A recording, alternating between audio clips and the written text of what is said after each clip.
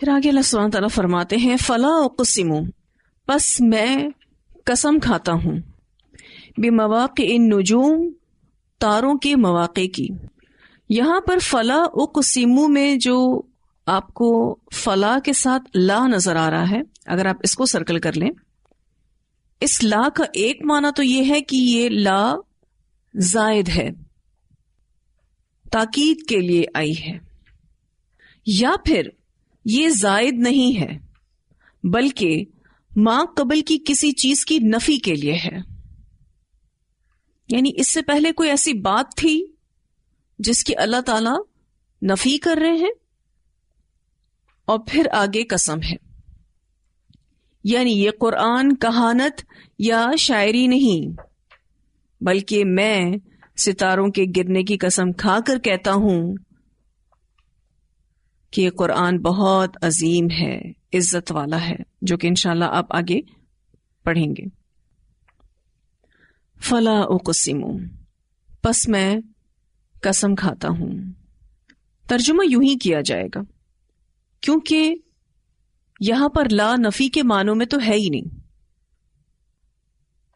اگر لا زائد ہے تو یہ تاکید کے لیے ہے، اور اگر یہ لا زائد نہیں ہے تو یہ ما قبل کسی چیز کی نفی کے لیے ہے، اسی لیے یہ ترجمے میں نظر نہیں آتی۔ فلا اقسم، پس میں قسم کھاتا ہوں، بمواقع النجوم، تاروں کے مواقع کی۔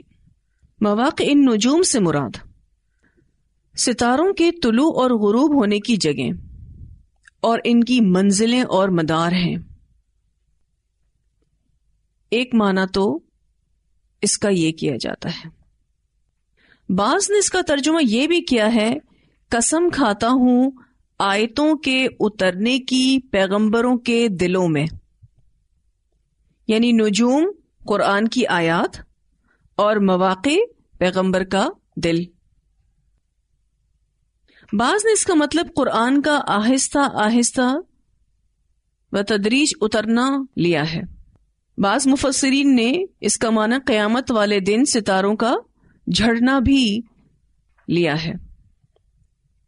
فلا اقسم بمواقع النجوم، اس آیت میں اللہ تعالیٰ نے ستاروں کی منازل اور ان کے نکلنے اور ڈوبنے کی جگہوں کی قسم کھائی ہے۔ وَإِنَّهُ، اور بے شک وہ، لَقَسَمٌ، البتہ ایک قسم ہے، لَوْ تَعْلَمُونَ، اگر تم جانتے ہو، عظیم، بہت بڑی، یہ بہت بڑی قسم ہے اگر تم اس کو جانو تو۔ لَوْ تَعْلَمُونَ یعنی اگر تم صاحب علم ہو تو جان لو گے کہ اللہ نے بہت بڑی قسم کھائی ہے۔ ستاروں کے مواقع کی قسم کوئی معمولی قسم نہیں، یہاں پر لقسم عظیم یعنی قسم کی صفت عظیم ہے، بہت ہی عظیم قسم اللہ تعالیٰ نے کھائی ہے۔ کاش کہ اس بات کو لوگ جانتے کہ یہ ایک عظیم قسم ہے۔ یہ قسم عظیم اس لیے ہے کہ اللہ تعالیٰ نے محض اپنی قدرت کاملہ کے ذریعے سے آسمان میں پائے جانے والے سورج، چاند اور بے شمار ستاروں کو ایک مضبوط اور محکم اور نہایت منظم نظام کے ساتھ باندھ کے رکھا ہے۔ اگر آپ یہ پورا سسٹم دیکھیں جو گیلیکسی کی شکل میں ہمارے سامنے موجود ہے، اللہ کی کتنی بڑی قدرت ہے۔ سورج، چاند، اس کے علاوہ بے شمار ستاروں کو اللہ تعالیٰ نے ایک آرگنائزڈ وے میں رکھا ہوا ہے، بہت مضبوط، محکم اور منظم نظام کے ساتھ باندھ کے رکھا ہوا ہے، جس کی وجہ سے یہ اپنے اپنے مدار پر چل رہے ہیں، یہ ادھر ادھر نہیں ہوتے۔ یہ اللہ کی قدرت کاملہ کا اظہار ہے۔ اسی لیے ستاروں کے مواقع کی قسم کوئی معمولی قسم نہیں۔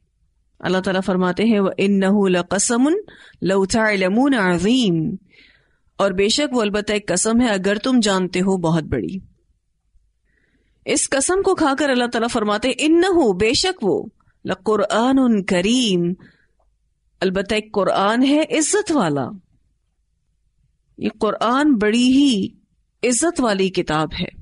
کریم کے کئی معنی عربی زبان میں کیے جاتے ہیں، جس میں ایک معنی خوبصورت، خوش منظر، کثیر فائدوں والا.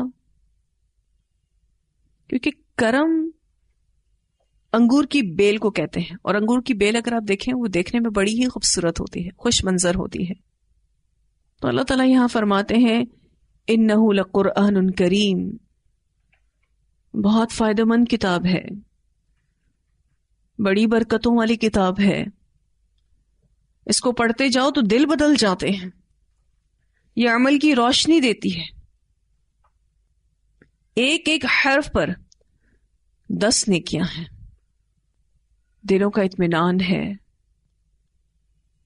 عربوں کے ہاں اگر کسی بھی چیز کو معزز قرار دینا ہو تو وہ کریم کا لفظ استعمال کرتے تھے، جیسے رمضان کریم، اسی طرح سے قرآن کریم. فی کتاب، ایک کتاب میں، مکنون محفوظ. ایک قرآن ایک محفوظ کتاب میں ہے، مراد لوح محفوظ ہے. مکنون کہتے ہیں ہر وہ چیز جس میں کسی چیز کو محفوظ رکھا جائے. تو یہ قابل احترام کتاب لوح محفوظ میں ہے. فی کتاب مکنون لا یمسہ، نہیں چھوتے اس کو، الا المطہرون، مگر پاکیزہ لوگ. یمسہ کی ضمیر لوح محفوظ پر جا رہی ہے، اور المطہرون سے مراد پھر فرشتے ہیں. بعض نے اس ضمیر کا مرجع قرآن کریم کو بھی بنایا ہے. بعض مفسرین نے یمسہ کی ضمیر کو قرآن کریم کی طرف بھی کیا ہے، یعنی اس قرآن کو فرشتے ہی چھوتے ہیں. یعنی آسمانوں پر فرشتوں کے علاوہ کسی کی بھی رسائی اس قرآن تک نہیں ہے. اور یہاں پر مشرکین کے اس الزام کی تردید کی جا رہی ہے. مشرکین یہ کہتے تھے کہ یہ قرآن شیاطین لے کر اترتے ہیں. تو اللہ تعالیٰ نے ان کو جواب دیا، یہ کیسے ممکن ہے؟ یہ قرآن تو شیطانی اثرات سے بالکل محفوظ ہے، یہ تو لوح محفوظ میں ہے، اور اس لوح محفوظ تک رسائی صرف اور صرف فرشتوں کی ہے اور کسی کی نہیں. بعض لوگوں نے اس آیت میں نفی کا جو معنی ہے، یہاں پر شروع میں لا لکھا ہوا ہے نا، اس لا کو یہ کہتے ہیں کہ یہ نہیں کے معنوں میں ہے. نہیں یعنی منع کرنا، منع ہے. بعض نے اس آیت میں نفی کو یعنی لا کو بمانا نہیں لے کر، یعنی بمانا منع ہے لے کر کہا کہ قرآن کو بے وضو ہاتھ نہیں لگا سکتے، اس کی تلاوت جائز نہیں ہے. لیکن یہ استدلال صحیح نہیں، اس لیے کہ اس آیت میں صرف ایک بات کی خبر دی جا رہی ہے، اس کو چھونے اور نہ چھونے کا حکم بیان نہیں کیا جا رہا. جیسے کہ بہت سارے لوگ اس کا معنی نکالتے ہیں، اور یہ ان کا اپنا من مانا معنی ہے، اس کے پیچھے کوئی ایسی دلیل نہیں. پھر یہ اس سلسلے میں جو روایات بیان کرتے ہیں جن میں جنبی یا حائضہ یا نفاس والی عورت کے لیے قرآن کی تلاوت کو ممنوع بتایا گیا ہے، تو وہ ساری کی ساری سندن ضعیف ہیں.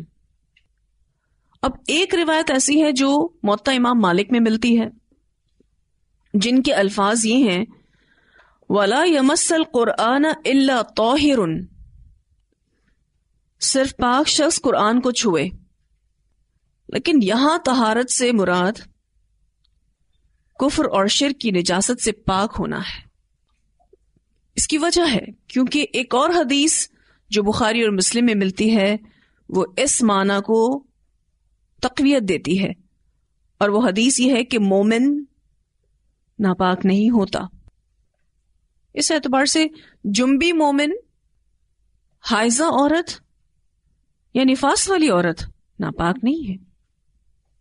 یہاں پر پھر گرامیٹیکلی بھی دیکھا گیا، گرامر کے اصولوں کے اعتبار سے بھی المطہرون کو دیکھا گیا۔ یہاں پر آپ دیکھیے اللہ تعالیٰ نے مطہر کہا ہے، مطہر نہیں کہا یا متطہر نہیں کہا۔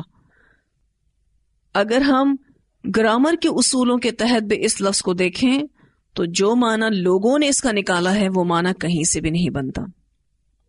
مطہر کہتے ہیں جو گناہوں سے پاک ہو، ہر طرح کی ناپسندیدہ چیزوں سے پاک ہو، جو شرک سے پاک ہو۔ اب گناہوں سے پاک کون ہے؟ کوئی انسان ہے ہی نہیں، مراد پھر فرشتے ہیں۔ متطہر بھی لفظ آتا ہے قرآن پاک میں، واللہ یحب المتطہرین۔ تو متطہر کا معنی ہوتا ہے وہ جو نہائے دھوئے، پاکی حاصل کرے، وضو کرے۔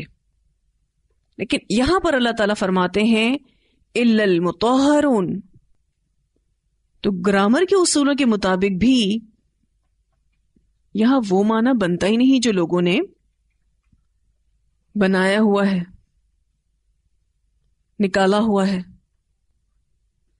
تو خلاصہ یہ ہے کہ المطہرون سے مراد فرشتے ہیں، اور یہ کتاب لوح محفوظ میں رکھی ہوئی ہے، اور وہاں صرف اور صرف پاکیزہ فرشتوں کی ہی رسائی ہے۔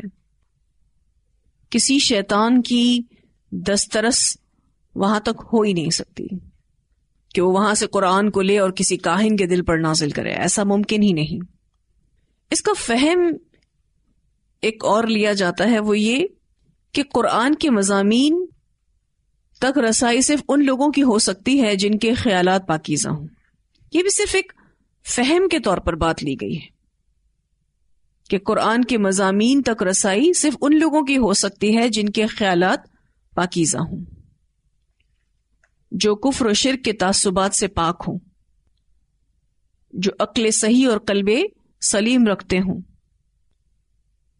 یعنی یوں کہہ لیجئے کہ جن لوگوں کے خیالات گندے ہوں، قرآن کے یہ بلند پایہ مضامین ان کی سمجھ میں نہیں آتے۔ لیکن اس کو بھی صرف ایک فہم کے طور پر آپ لیں گے تو بہت سارے لوگوں نے اس آیت کو لے کر بہت سے مسکنسیپشنز پھیلا کے رکھے ہیں۔ لوگوں نے بہت ساری باتیں اور معنی اس آیت سے نکالی ہیں کہ جی حیض والی عورت قرآن کو نہیں پڑھ سکتی، اور ابھی میں جس ضعیف حدیث کا ذکر آپ سے کر رہی تھی وہ ضعیف حدیث ترمذی میں ملتی ہے، خود امام ترمذی جسے ضعیف کہتے ہیں، اور وہ حدیث یہ ہے کہ حیض اور نفاس اور جنبی قرآن میں سے کچھ نہ پڑھے۔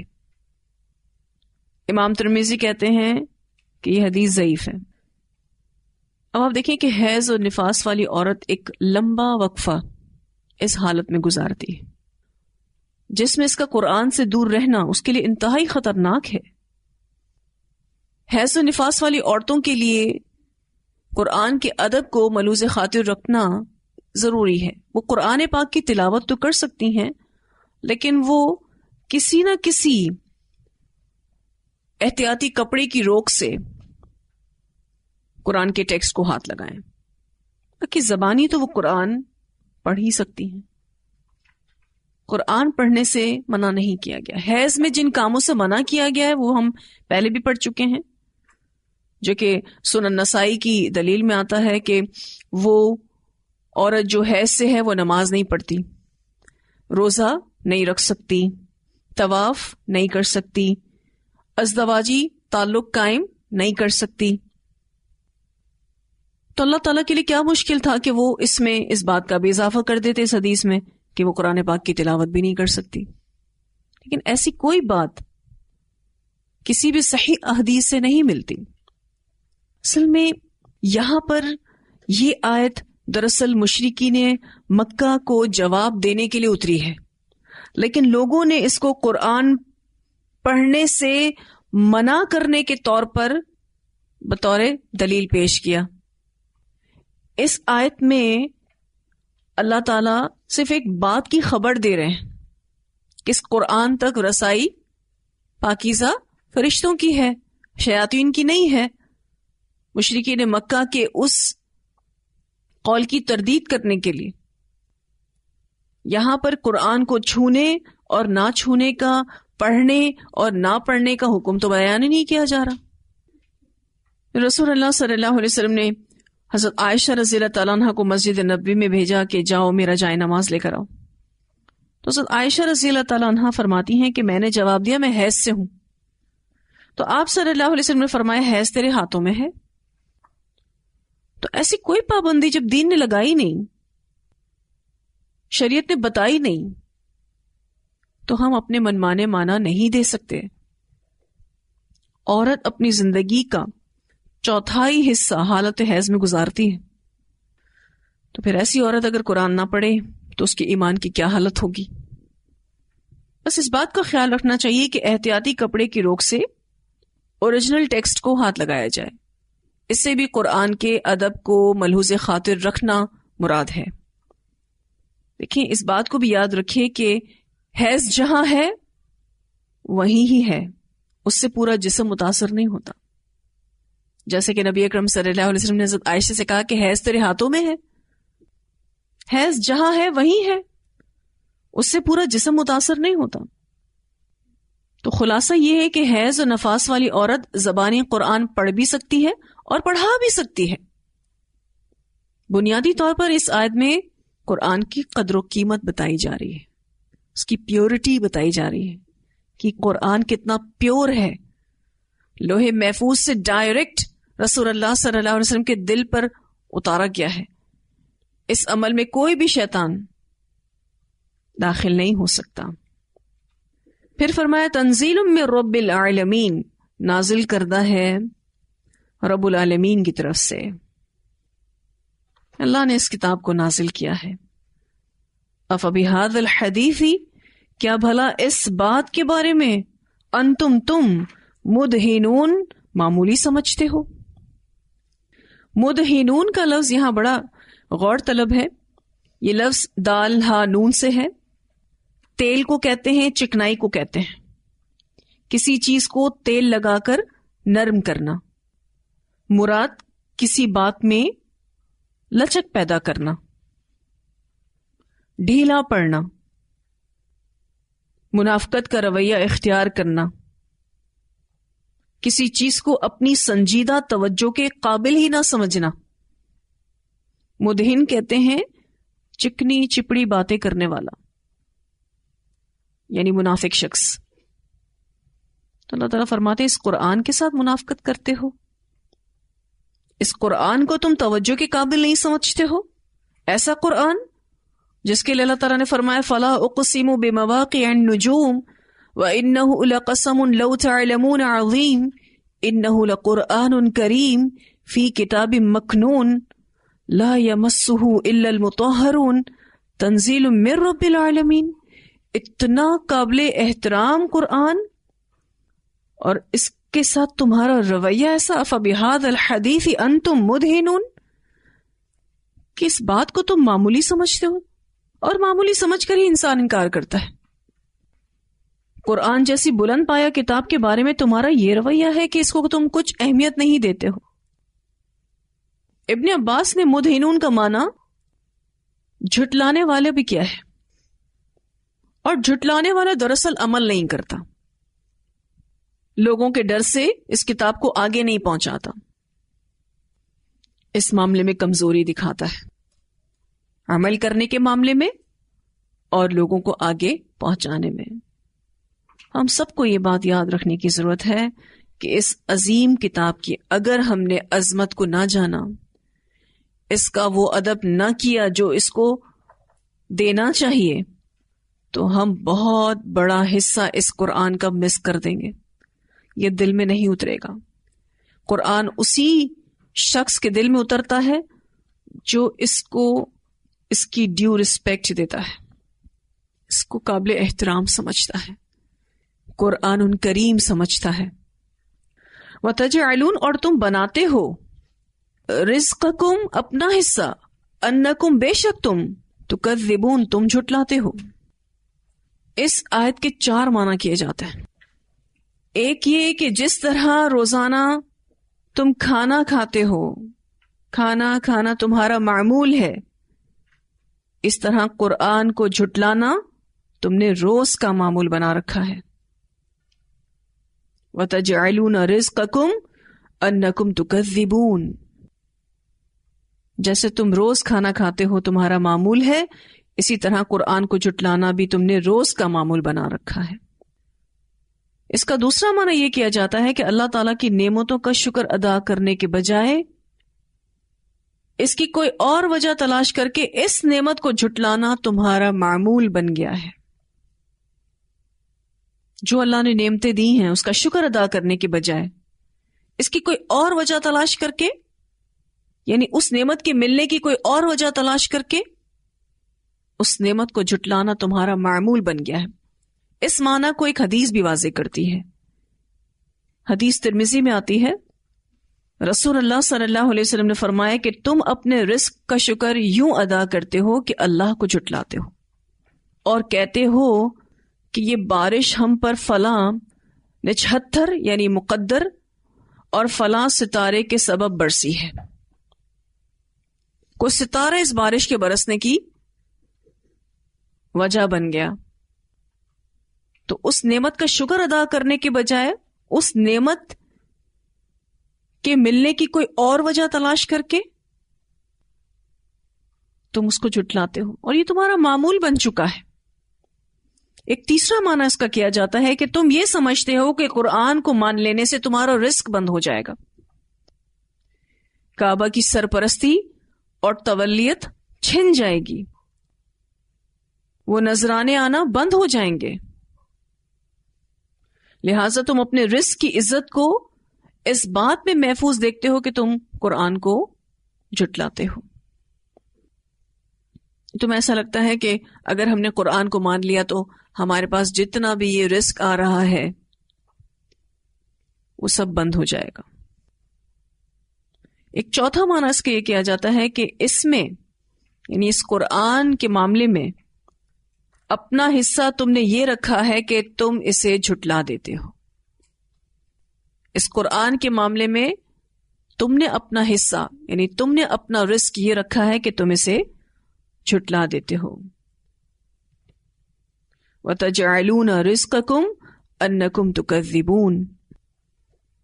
خلاصہ یہ ہے کہ یہ قرآن کو جھٹلاتے تھے، اور اس کے پیچھے ان کی کچھ وجوہات تھیں۔ اس کے پیچھے کچھ وجوہات تھی جس کی بنا پر یہ قرآن کو جھٹلا دیتے تھے، لیکن اللہ تعالیٰ نے اس بات کو کتنے زبردست طریقے سے سمجھایا، اس سے ان کا کس قدر قرآن کے ساتھ جھٹلانے کا معاملہ تھا وہ بھی واضح کیا جا رہا ہے، کہ کتنا زیادہ قرآن کے ساتھ انکار کرتے تھے۔ اتنی آیات کی تلاوت سنتے ہیں، پھر آگے پڑھیں گے انشاءاللہ۔ فلا اقسم بمواقع النجوم وانه لقسم لو تعلمون عظيم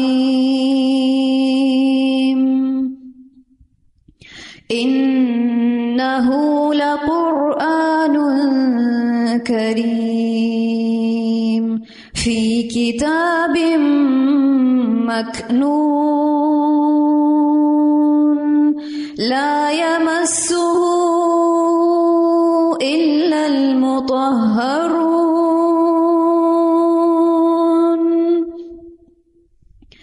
تنزيل من رب العالمين